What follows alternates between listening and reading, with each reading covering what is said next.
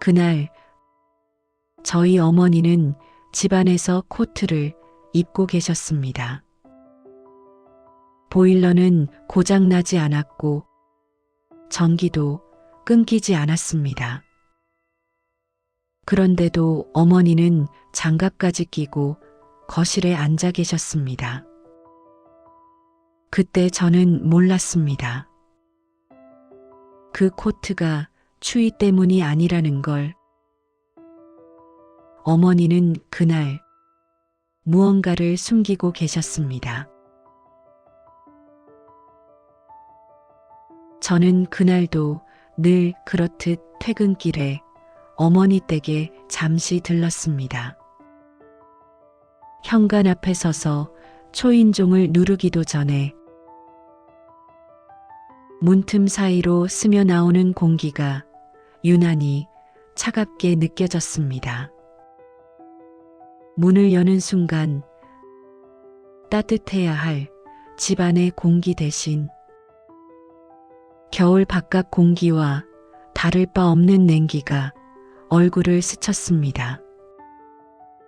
순간 저는 집안이 아니라 계단에 그대로 서 있는 기분이 들었습니다.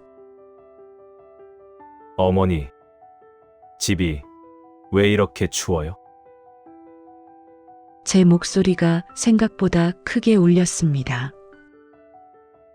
어머니는 소파에 앉아 계셨습니다. 오래된 회색 소파 위에 등을 반쯤 기대고 목도리를 목까지 단단히 감은 채 TV 화면을 바라보고 계셨습니다. 화면 속에서는 웃음소리가 흘러나왔지만 거실 공기는 그 웃음과는 전혀 어울리지 않게 싸늘했습니다. 아이고, 괜찮아. 어머니는 고개를 살짝 돌리며 웃으셨습니다. 그 웃음은 늘 그렇듯 아무 일 없다는 표정이었습니다. 사람이 조금만 움직이면 다 따뜻해져.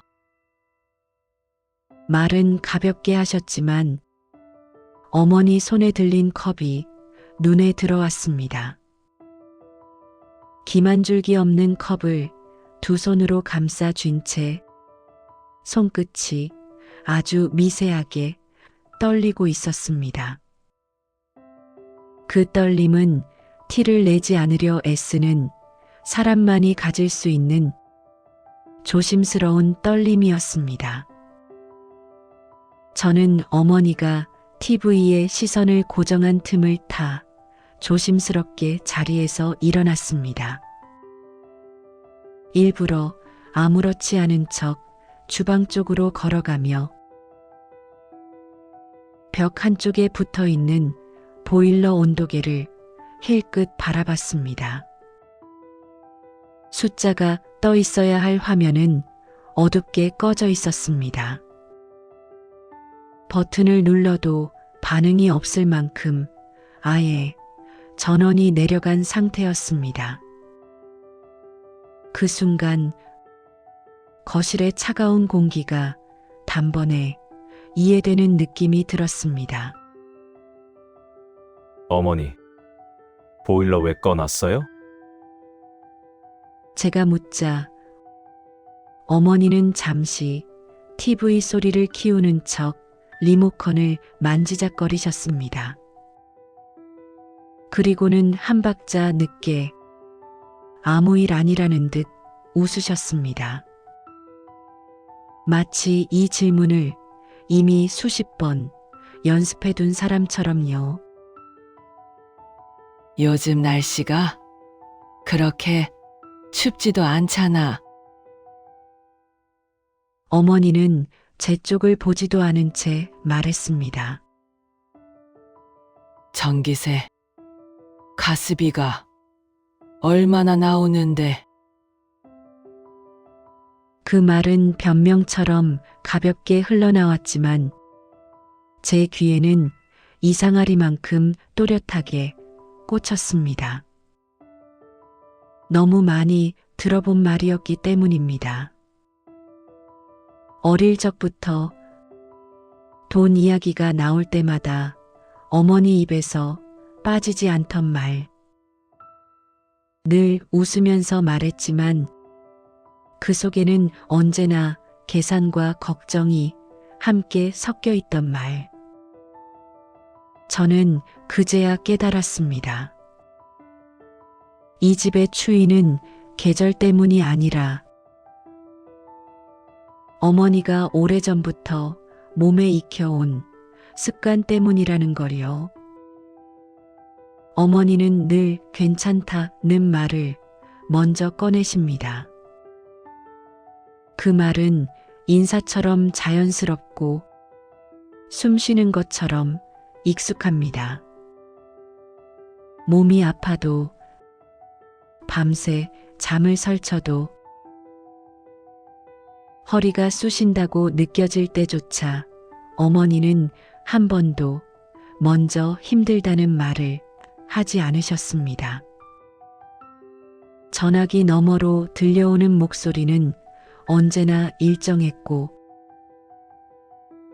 괜찮다는 말 뒤에는 늘 짧은 웃음이 따라붙었습니다. 자식 앞에서는 아프지 않은 사람이 되어야 하고 힘들지 않은 어른으로 남아야 한다는 오래된 약속 같은 것이었습니다. 난방비 몇만 원이 더 나올까봐 그 돈이 아들, 딸의 생활비에 부담이 될까봐 어머니는 아무 말 없이 보일러를 끄셨던 겁니다. 그 대신 어머니는 외투를 꺼내 입고 목도리를 단단히 두르고 추운 집 안을 조용히 견뎌냈습니다.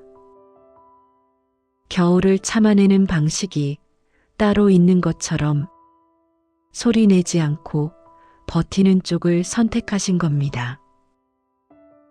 그 모든 선택 뒤에는 단 하나의 이유만 있었습니다. 자식에게는 끝까지 괜찮은 사람으로 남고 싶다는 마음.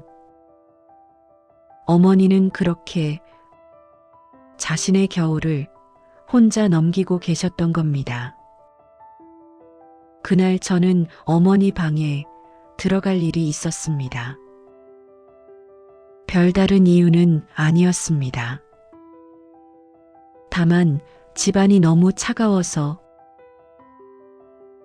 여분의 담요라도 하나 꺼내야겠다는 생각이 들었을 뿐이었습니다. 장롱문을 여는 순간 오래된 나무 냄새와 함께 가지런히 접힌 옷가지들이 눈에 들어왔습니다. 그 사이에서 낡은 서류 봉투 하나가 옷 아래로 반쯤 밀려나와 있었습니다. 무심코 집어들었을 뿐이었는데 봉투의 무게가 이상하게 묵직하게 느껴졌습니다. 봉투를 열자 가장 위에 놓인 종이가 눈에 들어왔습니다. 전기요금 고지서였습니다. 순간 숨이 멎는 것 같았습니다. 금액은 생각보다 너무 작았습니다.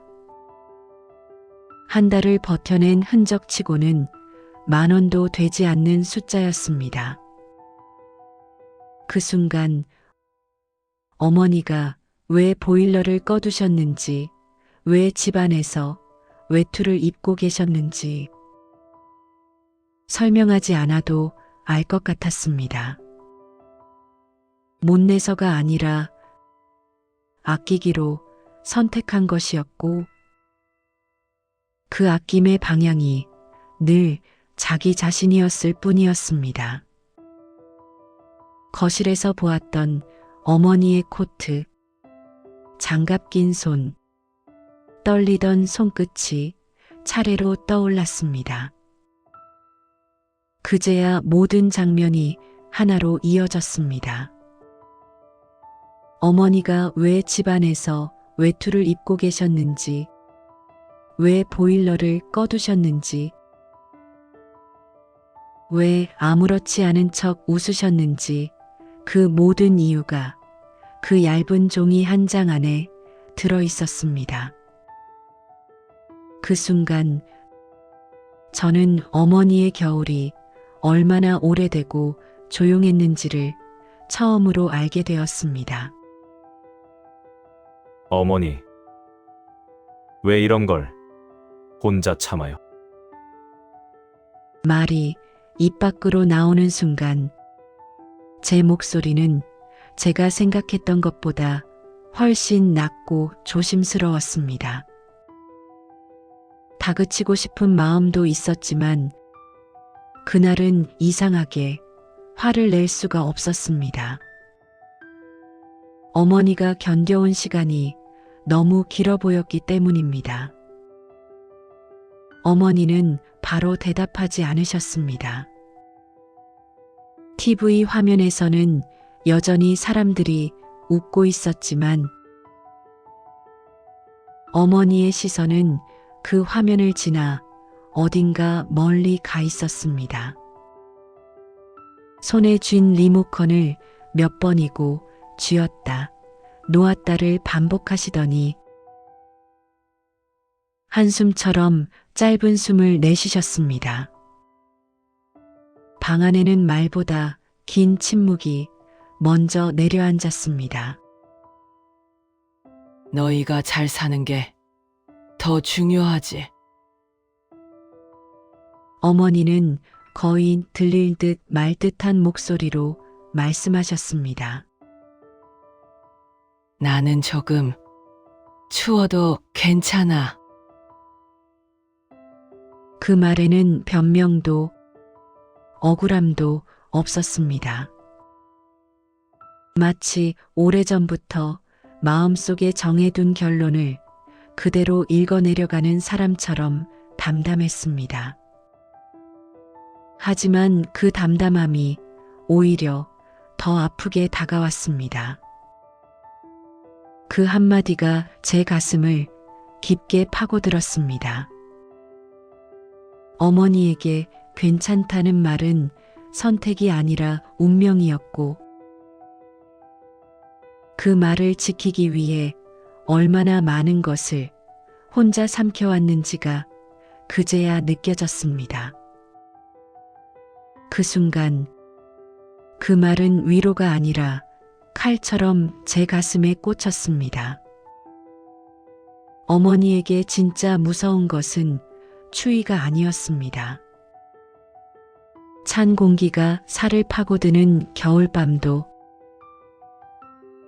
얼음처럼 식은 거실 바닥도 어머니에게는 견딜 수 없는 일이 아니었을 겁니다. 어머니가 끝내 피하고 싶었던 것은 단 하나, 자식에게 짐이 되는 사람이었습니다. 도움을 받아야 하는 존재, 손을 벌려야 하는 어른이 되는 순간을 어머니는 무엇보다 두려워하셨던 겁니다. 그래서 어머니는 선택했습니다. 추위를 느끼는 대신 말하지 않는 쪽을, 보일러를 켜는 대신 외투를 꺼내 입는 쪽을, 난방비 이야기가 나올까봐 미리 입을 닫고 괜찮다는 말로 상황을 정리해버리는 쪽을요. 어머니에게 외투는 단순히 몸을 덮는 옷이 아니라 도움을 거절하기 위한 마지막 방패 같은 것이었습니다. 그리고 외로움은 늘 말 한마디로 덮으셨습니다. 괜찮아. 그 짧은 말 속에는 춥다는 말도, 힘들다는 말도, 누군가 곁에 있어 달라는 마음도 함께 접혀 있었습니다. 어머니는 그렇게 자신의 겨울을 혼자 견디며 자식의 삶이 무거워지지 않도록 조심스럽게 한 발 뒤로 물러서 계셨던 겁니다. 그 조심스러움이 바로 어머니가 평생 지켜온 사랑의 방식이었습니다. 그날 밤 저는 아무 말도 하지 않은 채 보일러 스위치를 올리고 집을 나섰습니다. 굳이 설명하지도 허락을 구하지도 않았습니다. 어머니는 그 모습을 보고도 말리지 않으셨고 따로 고맙다는 말도 하지 않으셨습니다. 소파에 앉아 TV를 보시던 자세 그대로 화면 속 장면에만 시선을 두고 계셨습니다. 마치 아무 일도 없었다는 듯 그저 조용히 시간을 흘려보내고 계신 것처럼 보였습니다. 집을 나서며 문을 닫는 순간까지도 저는 어머니의 표정을 떠올렸습니다. 따뜻해진 집보다 말없이 받아들이는 그 태도가 더 마음에 걸렸습니다. 혹시라도 불편해하시지는 않을지, 괜히 참아오던 방식을 깨뜨린 건 아닐지, 그런 생각들이 밤새 머릿속을 맴돌았습니다. 그런데 다음 날 아침 전화벨이 울렸습니다. 어머니였습니다. 잠긴 목소리로 잠시 말을 고르시더니 조심스럽게 한마디를 꺼내셨습니다. 집이 좀 따뜻하더라. 그 말은 길지도 특별하지도 않았습니다. 하지만 저는 그 순간 숨이 턱 막혔습니다. 그 한마디에는 따뜻해진 온도보다 처음으로 느껴본 안심이 함께 섞여 있었기 때문입니다. 어머니가 겨울을 혼자 견디지 않아도 되는 날이 왔다는 신호 같았습니다. 전화를 끊고 나서야 저는 참았던 숨을 내쉬듯 울컥해지고 말았습니다. 어머니에게 정말 필요했던 것은 따뜻한 집이 아니었습니다. 보일러에서 올라오는 온기나 숫자로 표시되는 실내 온도가 아니었습니다. 어머니가 오래도록 기다려온 것은 이제는 괜찮다는 말이 아니라 괜찮지 않아도 된다는 허락이었는지도 모릅니다. 참고 견디지 않아도 되고 스스로를 줄이지 않아도 된다는 확인 말입니다. 누군가에게 나는 짐이 아니라는 것, 도움을 받아도 괜찮고 손을 내밀어도 미안해하지 않아도 된다는 확신.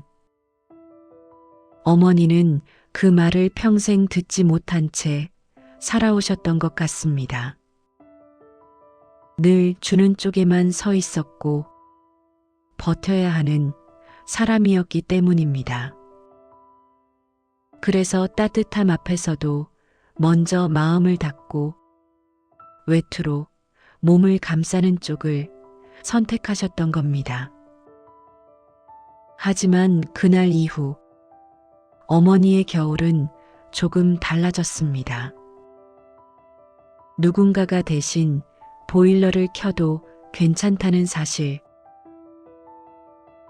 그 선택이 부담이 아니라 마음이라는 걸 받아들이기 시작하셨기 때문입니다. 외투를 벗는다는 건 단순히 옷 한 벌을 내려놓는 일이 아니었습니다.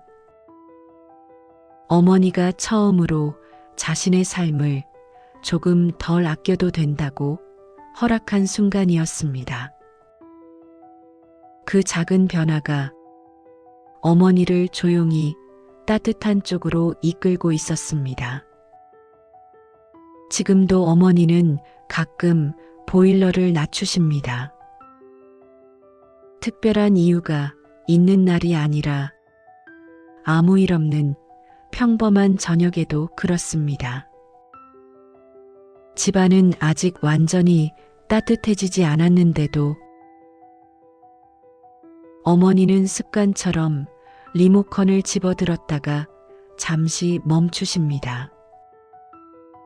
그리고는 조용히 온도를 더 올리지 않으십니다. 예전처럼 외투를 껴입고 계시지는 않지만 그 손길에는 오래된 망설임이 여전히 남아 있습니다. 하지만 저는 이제 그 행동을 다르게 봅니다.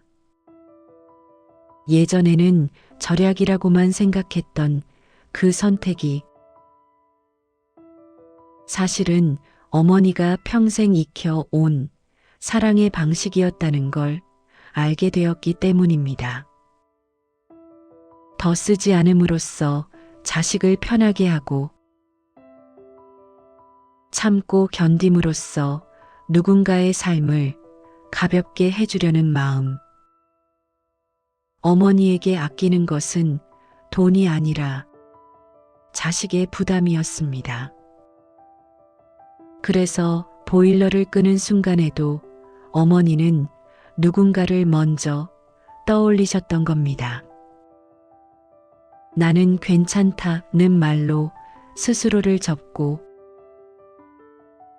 사랑을 드러내지 않은 채 조용히 숨기는 방법을 선택하신 거죠. 이제야 저는 압니다. 그날 거실의 추위는 무관심이 아니라 말로 하지 못한 마음이 만들어낸 온도였다는 걸요. 어머니는 늘 그렇게 드러내지 않는 방식으로 사랑을 남겨두고 계셨습니다. 여러분의 부모님도 혹시 혼자서 무언가를 참고 계시지는 않으신가요? 마음에 남는 장면이나 이야기가 있다면 댓글로 함께 나눠주세요. 다른 분들의 마음에도 조용한 온기가 전해질 거예요.